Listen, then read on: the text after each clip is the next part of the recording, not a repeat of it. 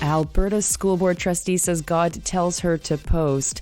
Acorn activist is victim of car accident caused by impaired driver. Man who worked with Sanjay Madden to defraud Ontario's government tens of millions of dollars was a police informant. Saskatchewan's government goes after First Nations man for telling his story to CBC, and bombs dropped in Myanmar kill 28.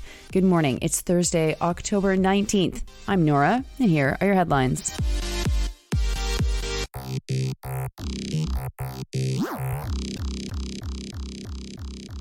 First, we start with Monique Lagrange, who has been hearing voices telling her to post homophobic and anti-Semitic content online.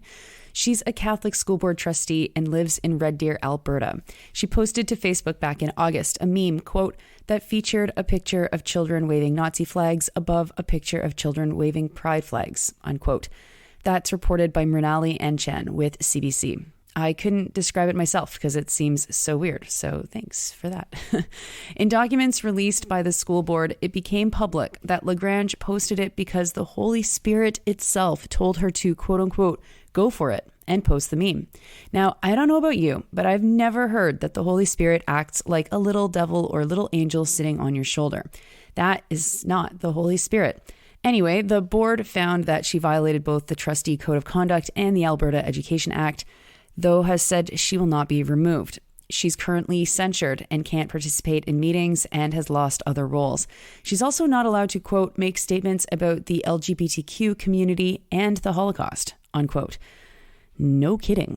Anyways, that she's heard the voice of the Holy Spirit isn't a defense, and Lagrange probably needs a priest to tap her on the shoulder and let her know that if she's hearing voices, it isn't the voice of the Holy Spirit. She probably does need to get that checked out.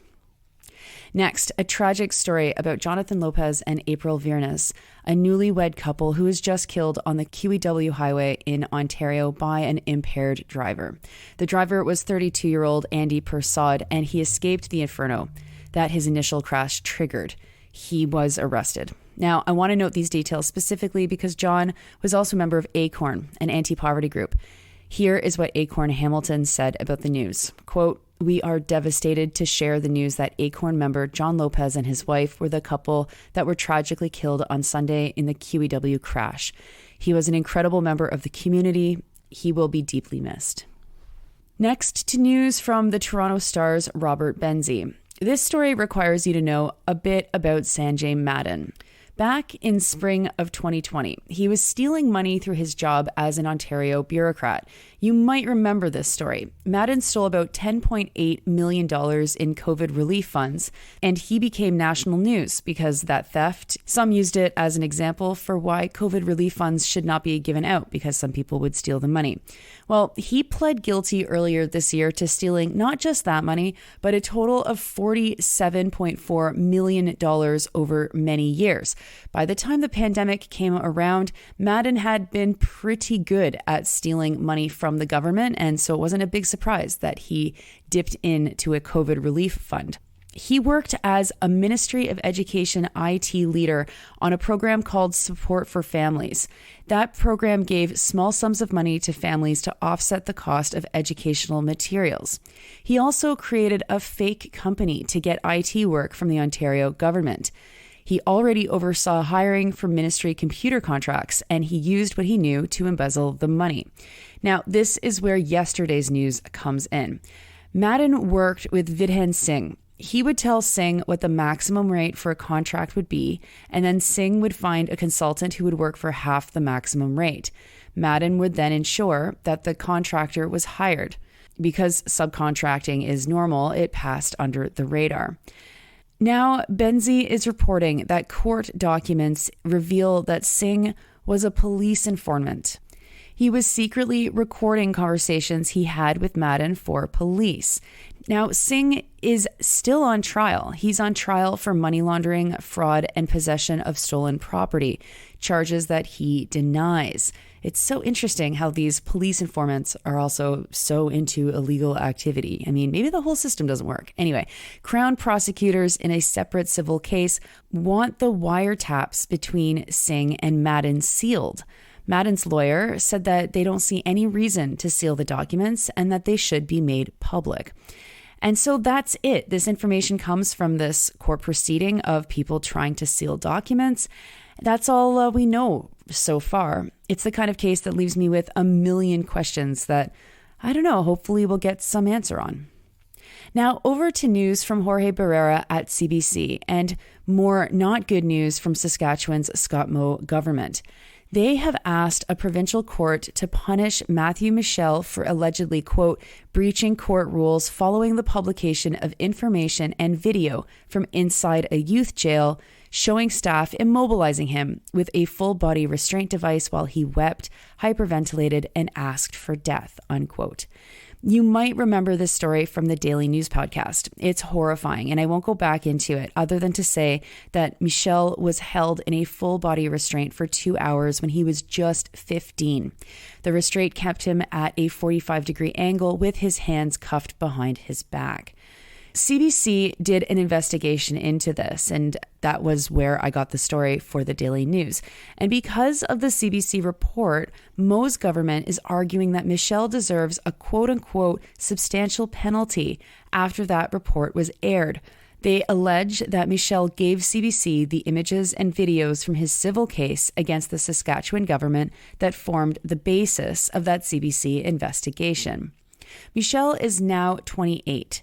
He's from Fishing Lake First Nation in Saskatchewan, and he says that being restrained has left him with lasting trauma.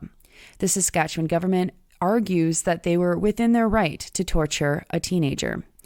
The case against Michel will be heard at the end of October. Barrera talks with John Hill, who's a retired lawyer who specializes in prison law, and Hill says that this seems like a basic intimidation tactic. Now, it isn't like there was a publication ban on the materials that Michel broke by giving the materials to CBC, if he was indeed the one that did that. What the government is arguing is this: documents disclosed in a civil court process, quote, should only be used for that litigation process, unquote. And by giving the materials to CBC, the government of Saskatchewan is arguing that he violated this rule, which is, come on, such a weak argument. The government has also tried to go after CBC to find out how it got other materials used in that report. Barrera talked to Gabor Mate and showed him the materials. When he saw them, he said that he thought the images looked like Iraq's Abu Ghraib prison. Except, he said, quote, these are kids, traumatized kids, unquote. And finally, to Myanmar, a massive explosion tore through Mung Lai Hikiet, an internally displaced people's camp in northern Myanmar. They have been displaced by war since 2011. The mortars killed 28 people, including 12 children. A kindergarten and a church were destroyed. Rights groups pin the blame on the military junta, which has been operating as the government since February 2021, but they have denied responsibility for the attack.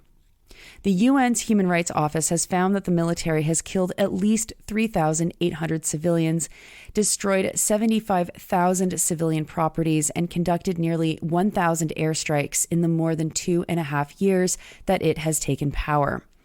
Their violence has been increasing and been more brazen, said UN officials. The report says, quote, a seemingly endless spiral of military violence has engulfed all aspects of life in Myanmar, unquote. This attack happened in Kachin State. The Kachin ethnic minority have long been targets of violence well before the coup.